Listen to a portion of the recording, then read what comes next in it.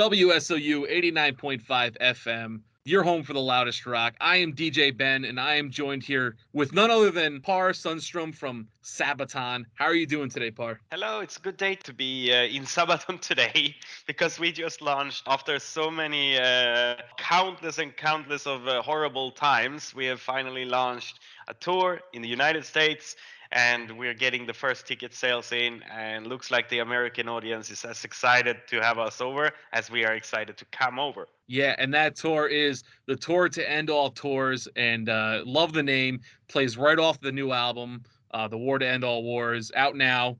If you haven't checked that out, definitely go listen to it. We will get that into that just a little bit. Yeah, you're starting your North America tour in September. You're ending it in arguably, being from the area, I'm a little biased, the greatest city in the world, as its nickname. But you're ending it at Hammerstein Ballroom in New York City on October 23rd, which our radio station, WSOU, is promoting the show. We as a station will also be there. We are very excited that we can be a part of this as much as we are excited that you guys are coming back to the U.S. And I know you were mentioning, the pre-sale started today, and you've been getting the numbers for that. But, like, in terms of finally coming back to the U.S., obviously, I know you already said you're excited, but, like, are we expecting a lot of the new album on the upcoming tour, or is it going to be, like, a kind of a mix of a little bit of some, like, greatest No, hits kind of stuff? okay, it's like this. I mean, the more music we write, the more music we have to play according to everybody, and it's always a tricky thing when we make a set list. And at the moment, the new album is so fresh that we have to rehearse a couple of more songs that I'm not even sure we're gonna play. But we're gonna try to play as much as possible of new stuff. But we don't only have a new album. I mean, before the album, we had a bunch of singles coming out, and they're also in high demand. I'm sure that we're gonna put those into the set list as well, and as well as a lot of the songs from the new album. And I mean, for a lot of people, The Great War is still a new album because a lot of people didn't see that tour. So we believe that we're gonna have a lot of songs that are heard for the first time for a lot of people. So and for us, that's amazing. I mean, I'm so happy that we currently write songs that are high in demand by fans, so that we don't need necessarily to go around and play another tour of best ofs. That we can always push it forward with a lot of new songs. And maybe there will come a time when Sabaton has to rely on old stuff, but right now it's not that time. Right now we rely on new stuff, and I feel so happy about it. And that is something to me which is always so incredible. I mean, you guys have been around for over 20 years now. Your fans, including myself, we want to hear the new stuff. A lot of times it seems like as a band progresses, people want to just hear, like, the stuff that came out 10, 15 years ago. But I'm as excited for what's been released as of a couple weeks ago versus anything that was released 10, 15 years ago. And I know I'm very excited for that. And like you did say, The Great War, which was your last album before The War to End All Wars, that was released 6 months before really the world kind of shut down. So I know I unfortunately didn't get to see a part of that tour, but So you're gonna, I mean, there is a bunch of really strong tracks on that album as well, and of course we bring those on tour with us as well. So yeah, looking forward, and I think every time Sabaton is doing a tour is gonna be an exciting set list. I think so.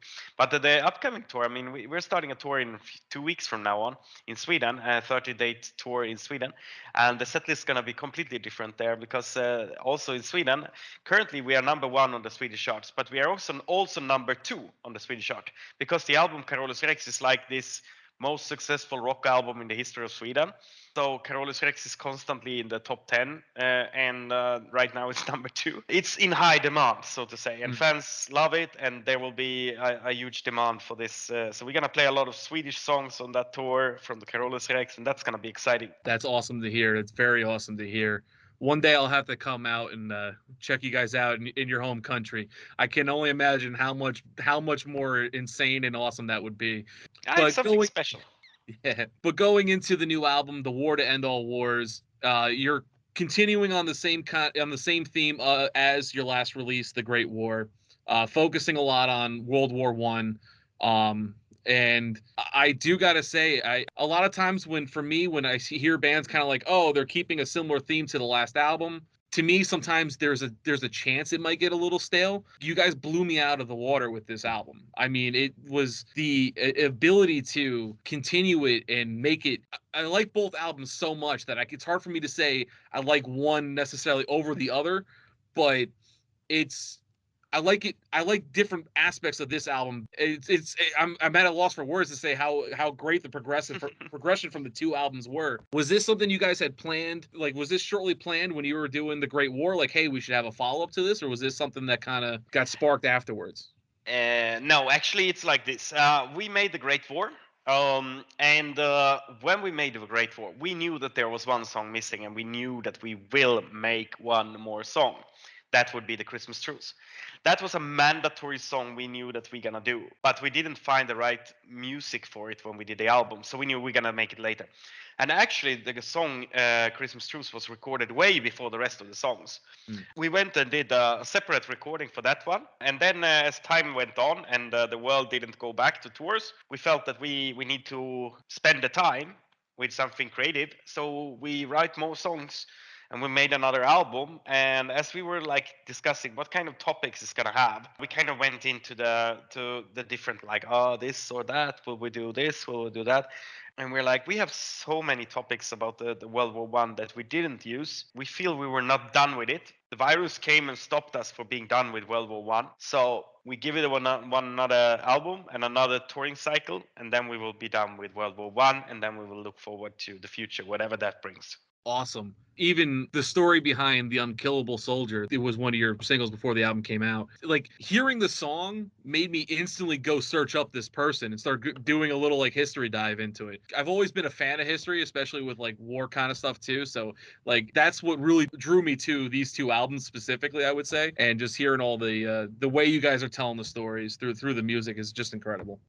I mean, that's what we are. We are storytellers. We do not invent the stories ourselves. We retell them. For us, it's a more rewarding for ourselves to write about something that is real instead of making up something. Ever since we started with this, we feel that it's the way we want to go. That's the way we went.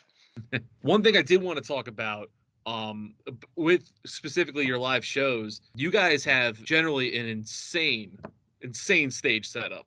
And with the drums on top of a tank, I've seen, and tons of crazy pyro.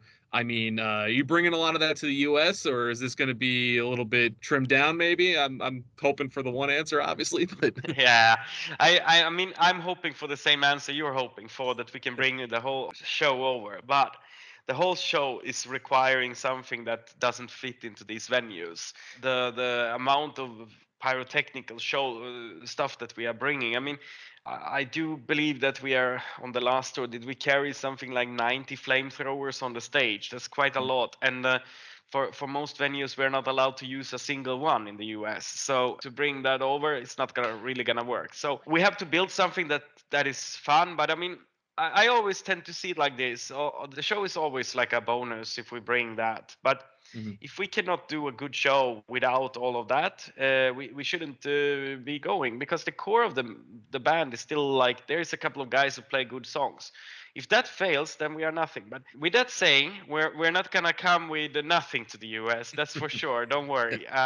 There's gonna be a scene on the stage, and there's gonna be an interesting show coming. But we can't replicate what we are doing in Europe. I mean, we are traveling. I think we were 140 people on the last European tour, traveling around from city to city, and it's a massive amount of people that you need to travel around to pull off the shows that we are doing. And this time will come for the US. I'm sure. I'm positive. Some people always told us that you will never have the chance to be as big in the US as you are in Europe. I want to prove them wrong. So time, give us a little bit of time, believe in us, and we bring over the show. Yes, and I do believe that you guys will be, hopefully, I mean, to be as big as you are in Europe, you guys are already huge. I mean, you're considered one of the big four, of power metal, and that's with some great company with Halloween, Blind Guardian, and Dragon Force even. Considering that, Blind Guardian and Halloween even kind of had a little bit earlier of a start than you guys are just right there with them, and I think it's starting to show in the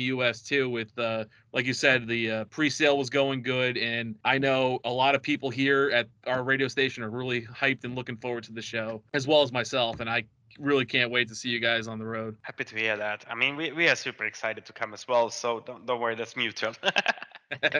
I mean, I'm super happy about the support of the people who actually supported us. We had a tough time the last weeks. We made a great album, looked good in the beginning, and then unfortunately there was a war broke out. Nobody touched our album the last 2 weeks. The critical times before the album was released, basically all the marketing pulled out.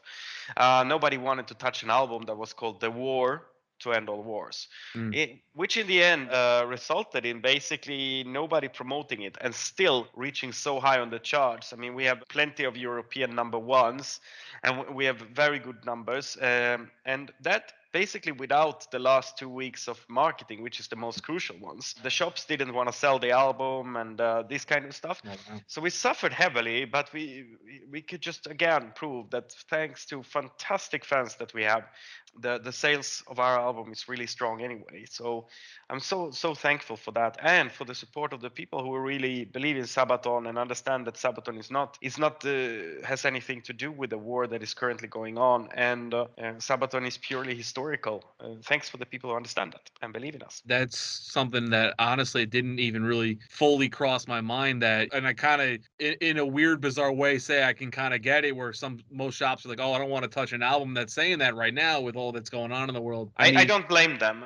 I understand them as well. I just, it's the fact. And mm, for us, maybe when people summarize the music industry's toughest or worst timings ever, maybe the War to End All Wars is gonna somehow end up on some infamous list of most unfortunate releases in terms of timing. But I do get everybody who refuse to work with us. I don't hate them for it. I just hate the war. yeah. Well, you have our support here at WSOU and in our little section of the US. And Thank you so much. definitely don't miss out on seeing Sabaton at the Tour to End All Tours at Hammerstein Ballroom on October 23rd with support from Epica. Definitely don't miss that out. Par, I just want to say thank you for taking the time with me today. And Thank you. Great talking to you too, and looking forward to see you in a few months from now on.